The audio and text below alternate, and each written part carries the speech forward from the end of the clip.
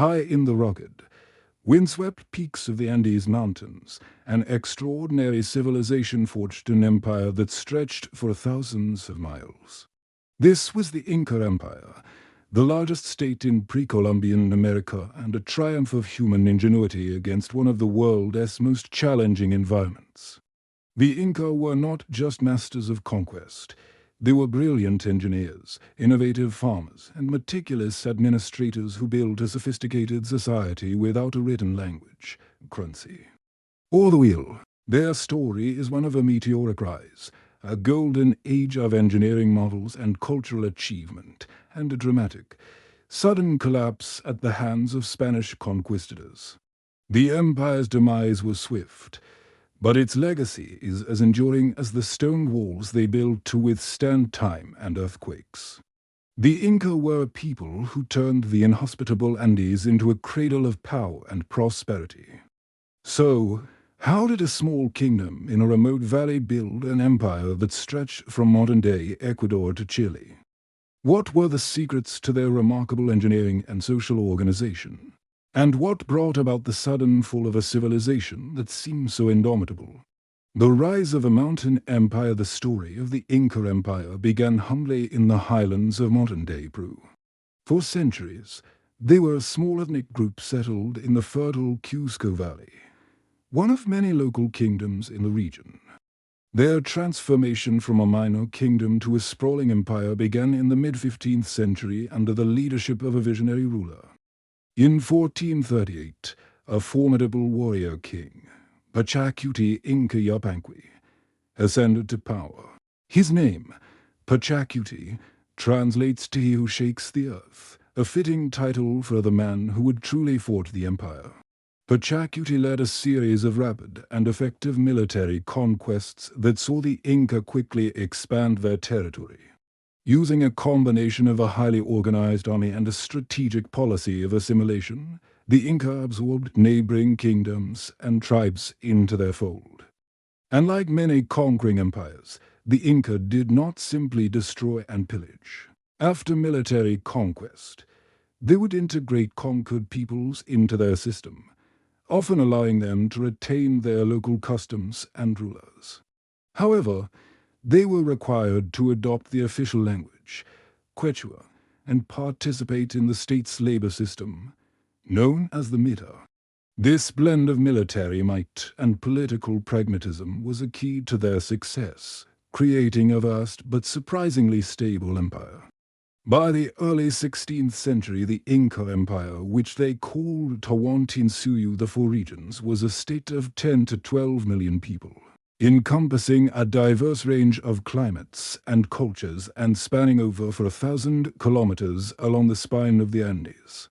The heart of the empire, Cusco, and engineering marvels at the heart of this vast empire was its capital city, Cusco or Cusco. According to tradition, Cusco was laid out in the shape of a puma, a sacred animal to the Inca.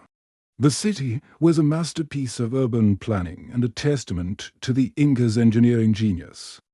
It was the political, religious, and cultural center of the empire, home to the emperor and the most important temples. The Inca were legendary stonemasons. Their structures, built without the use of mortar, are famous for their polygonal masonry, where massive stones were cut with such precision that they fit together perfectly. This technique, while painstaking, created buildings that were incredibly durable and highly resistant to the frequent earthquakes of the region. The fortress of Sacsayhuaman, overlooking Cusco, is a powerful example of this skill, built from massive stones that weigh over 100 tons each.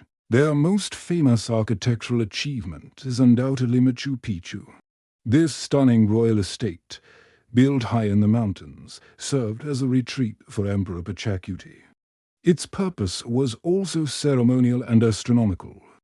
Perched on a dramatic mountain ridge, its terraced fields, intricate stonework, and sophisticated water systems are a perfect fusion of engineering, agriculture, and spirituality.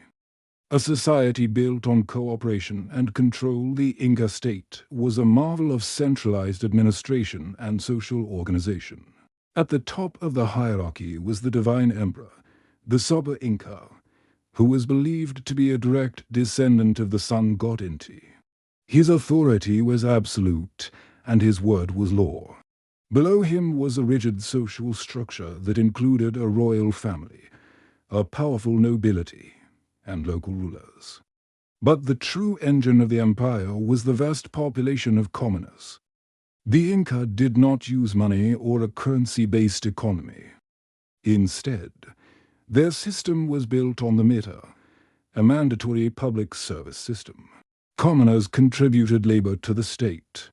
This labor built and maintained the vast infrastructure, including the road system, agricultural terraces, and military fortresses. It also provided soldiers for the army and served the nobles. A remarkable feature of the Inca system was the quipu, a sophisticated and unique method of record-keeping. The Inca had no written language, so they used a system of knotted and colored strings to record census data, historical events, and economic information. Highly trained officials, known as quipicomics, were able to read and interpret these intricate knots, keeping track of the empire's vast resources.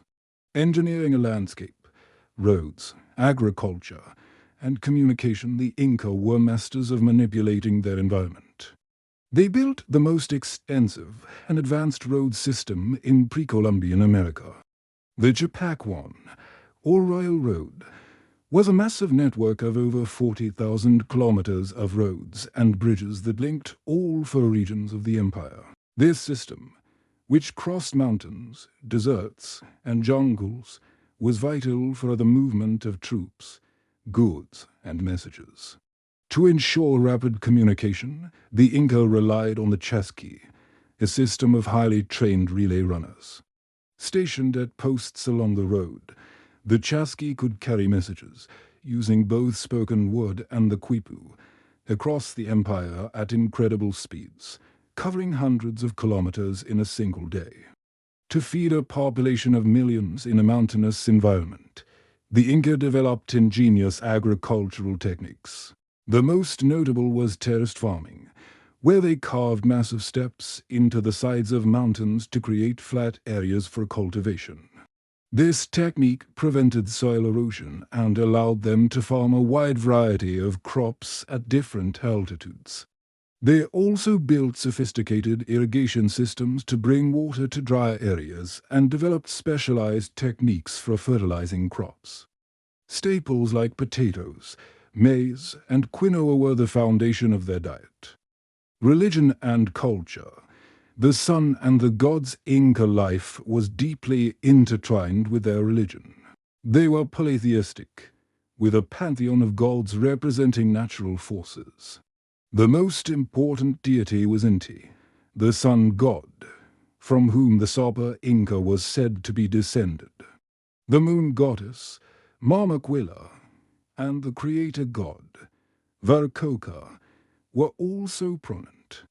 Religious rituals and festivals were central to their lives.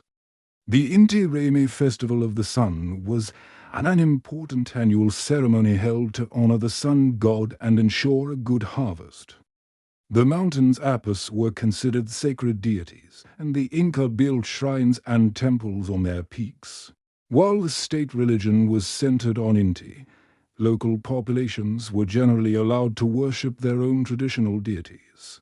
The Spanish conquest, collapse, and lasting legacy. The downfall of this impressive empire was as swift as its rise. In 1532, a small force of Spanish conquistadors led by Francisco Pizarro arrived on the northern coast of the empire. The Spanish, with their superior steel weapons, horses, and firearms, were a formidable military force. Crucially, the Spanish arrived at a moment of great weakness for the Inca. A devastating civil war had just ended between two half-brothers, Huasca and Atahualpa, who were vying for control of the empire. Atahualpa had emerged victorious, but his army was exhausted and the empire was divided and vulnerable. Through an act of brazen treachery, Pizarro captured Atahualpa in the city of Cajamarca.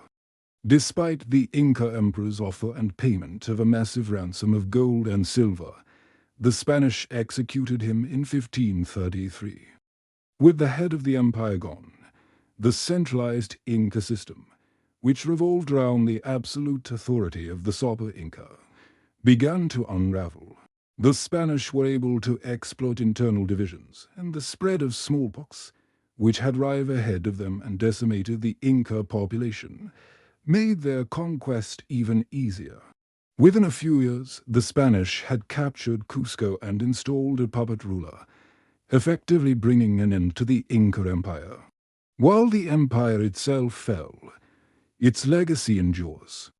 The Inca language, Quechua, is still spoken by millions of people in the Andes. Their agricultural techniques and engineering marvels continue to be used and studied today. The story of the Inca is a cautionary tale of a brilliant civilization's sudden demise, but it is also a powerful testament to the ingenuity, resilience, and enduring spirit of a people who carved a magnificent world out of the mountains.